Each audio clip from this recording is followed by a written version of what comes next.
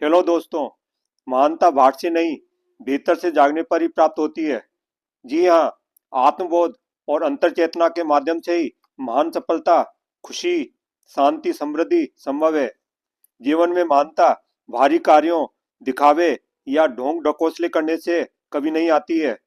सच्ची महानता स्वयं को पूर्ण रूपेण अंदर से बदलने और अंतर में चल रहे बदलावों को समझने और अंतरात्मा और अंतर हृदय की आवाज पर पूर्ण आस्था और विश्वास के साथ कार्य करने पर ही प्राप्त हो सकती है।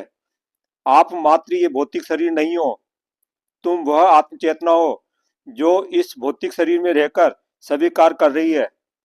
जब तक आप चैतन्य और जागरूक रहकर अपने आत्म स्वरूप को जान और समझ नहीं लोगे, तब तक तुम अपने अंतर्मन की आवाज को पहचान और सुन ही नहीं पाओगे।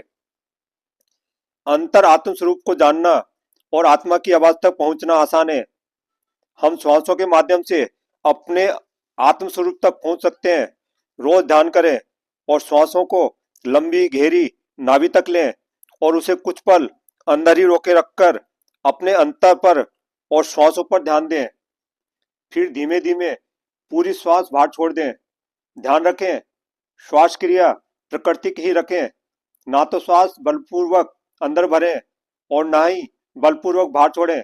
श्वास लेते समय पेट फूलना चाहिए और श्वास छोड़ते समय पेट पिचकना चाहिए, तभी अलौकिक लाभ संभव है।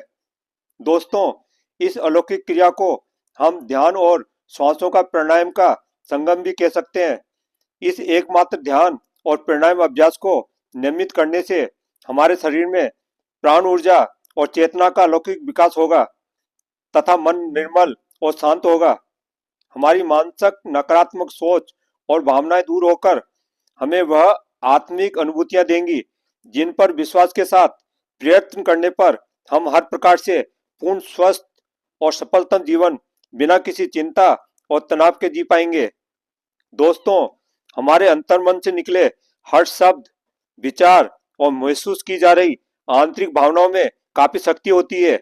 हमारे अंतर हृदय से निकले हर शब्द की ऊर्जा तरंग की आवृत्ति समतुल्य ब्रह्मांड की ऊर्जा तरंगों से संपर्क बनाकर उसी अनुरूप चीजों और वातावरण को हमारी ओर आकर्षित करके उसी अनुरूप परिणाम प्रकट करती है। हमारे अवचेतन मन से निकली हर सोच, विचारों और भावनाओं के अनुरूप ही हमारा जीवन और प्रगति का निर्माण होता है। अतः दोस्तों, सदा सदा सजग रहें और सकारात्मक बने तथा सकारात्मक ही सोचें, तभी सकारात्मक परिणाम और खुशी, शांति